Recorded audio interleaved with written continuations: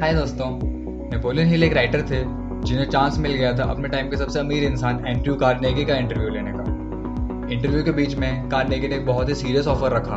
उन्होंने कहा, मुझे पता है लाइफ में सब कुछ ट्राई करने के प्रोसेस में ज़्यादातर लोग फेल होने वाले हैं, लेकिन रियलिटी ये है कि सक्सेसफुल होने के प्रिंसिपल्स सबके लिए सेम ही हैं। इसलिए मैं चाहता हूँ तुम एक ऐसी बुक लिखो जिसमें दुनिया के कुछ सक्सेसफुल लोगों के एक्सपीरियंस और नॉलेज हो, जो लोगों को लाइफ में जल्दी सक्सेसफुल होने में मदद करे।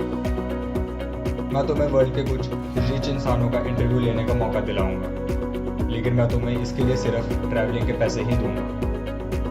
सो क्या तुम ये ऑफर एक्सेप्ट करोगे? नेपोलियन ने बस कुछ ही सेकंड्स में हाँ बोल दिया। उसके बाद उन्होंने 20 साल रिसर्च किया और एक कमाल की बुक बनाई, जिसकी समरी मैं आज आपके साथ शेयर कर रहा हूँ। वैसे तो इस बुक में बहुत सी बातें हैं आपके साथ शेयर करने के लिए, पर आज मैं आपके साथ इस बुक के 5 इंपॉर्टेंट पॉइंट्स शेयर करूंगा। चलिए शुरू करते हैं। Point 1, burning desire. सभी अचीवमेंट का स्टार्टिंग पॉइंट है डिजायर। अमीर बनने का पहला कदम, the burning desire to win. Example, बहुत समय पहले एक ग्रेट वॉरियर एक ऐसी लड़ाई लड़ने जा रहे थे जहां उन्हें हारना मंजूर नहीं था। वो अपनी आर्मी के साथ शिप में एक आइलैंड पर जा रहे थे। उस आइलैंड पर पहुंचते साथ सभी सोल्जर्स को नीचे उतारकर उन्होंने ऑर्डर दिया उस शिप को जलाने का। और फिर उन्होंने कहा, देख रहे हो तुम सब इस शिप को जलते हुए, इसका मतलब है अब हम यहाँ से जिंदा वापस नहीं जा सकते जब तक हम जीत नहीं जाते। हम जीतेंगे या हम मरेंगे। वो जीत गए। ऑथर सेज, अगर आपके स्टेट ऑफ माइंड में ये बात क्लियर है कि आप जीतोगे किसी भी कीमत पे, तो आप जरूर जीतोगे। आपकी सोच ही डिफाइन करती है आपके डिजायर को। जैसे कि एक स्पोर्ट्स कार को देखकर आप क्या बोलते हो? ये कार मुझे बहुत पसंद है, हे भगवान काश ये कार मेरे पास होती। ये कार मुझे बहुत पसंद है, एक दिन मैं ये कार जरूर लूंगा। अगर आप ऐसा सोचते हो तो ये दिन कभी नहीं आएगा, लेकिन अगर आप ऐसा सोचते हो तो ये दिन जरूर आएगा। आप अपनी इमेजिनेशन में ही अगर खुद को अमीर नहीं देखोगे तो आप वो कभी बन भी नहीं पाओगे। ऑथर ने कुछ मेथड्स बताए हैं जिनको फॉलो करके आप अपनी इमेजिनेशन को सर्च कर सकते हो। एक पेपर पर एक अमाउंट लिखो और बस जिद पर अड़ जाओ, ये अमाउंट चाहिए ही चाहिए। अब वो चीज लिखो जो आप उस अमाउंट के बदले दोगे, क्योंकि लाइफ का ये असूल है, कुछ पाने के लिए कुछ खोना पड़ता है।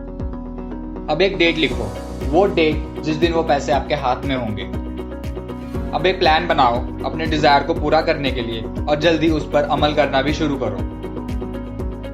अब इन सबको एक साथ लिखो, amount of money you want, name the date जिस दिन वो पैसे आपके हाथ में होंगे, रिटर्न फॉर द मनी क्या दोगे पैसे के बदले, और वो पूरा प्लान जिससे आप पैसे कमाने वाले हो। अपनी इस स्टेटमेंट को दिन में रोज 2 बार पढ़ो, रात को सोने से पहले और सुबह उठकर। अब आप बोलोगे ये सब क्या है, ऐसे थोड़ी अमीर बनते हैं। बट जैसे मैंने अभी कहा, अगर आप अपनी इमेजिनेशन में ही खुद को अमीर नहीं सोचते तो आप वो कभी बन भी नहीं पाओगे। 2 भाइयों ने सपना देखा एक ऐसी मशीन का जो आसमान में उड़ सके। अब पूरी दुनिया इस बात का सबूत है कि उन्होंने अपना वो सपना सच किया। The Wright brothers had invented the first successful airplane. Point 2, specialized knowledge. There are 2 kinds of knowledge, general knowledge and specialized knowledge. No doubt, general knowledge is important, पर ये आपको पैसे कमा के नहीं दे सकती। बट अगर आपको किसी चीज की स्पेशल नॉलेज है तो वो जरूर आपको पैसे कमा के दे सकती है। एक छोटी सी कहानी है अपने टाइम के सबसे अमीर इंसान हेनरी फोर्ड की।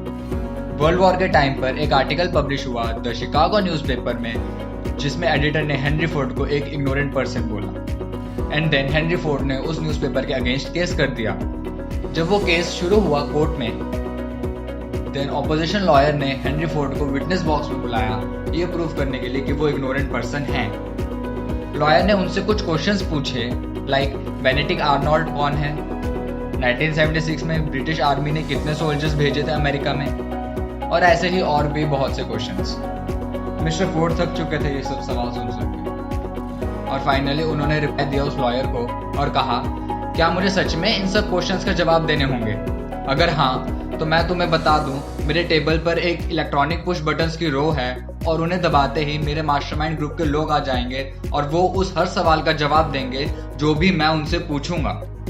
अब तुम मुझे बताओ, मैं तुम्हारे इन सवालों का जवाब देने के लिए अपने दिमाग को जनरल नॉलेज से करूं जब मेरे पास ऐसे लोग हैं जो मेरे लिए इन सवालों का जवाब दे सकते हैं?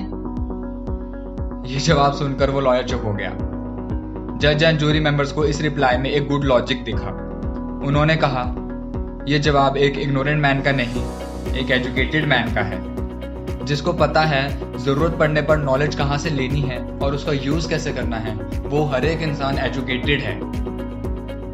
मिस्टर फोर्ड सिर्फ ऑटोमोबाइल्स की नॉलेज से ही अमेरिका के सबसे अमीर इंसान थे।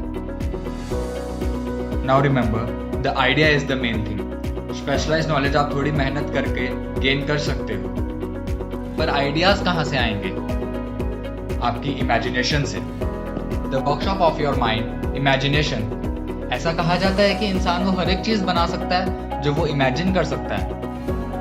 कभी कोई सोच सकता था एक प्लास्टिक के बॉक्स पर कुछ बटन दबाकर आप दुनिया के किसी भी कोने में किसी से भी बात कर सकते हो, पर अब ये सब पॉसिबल है मोबाइल फोन्स की वजह से।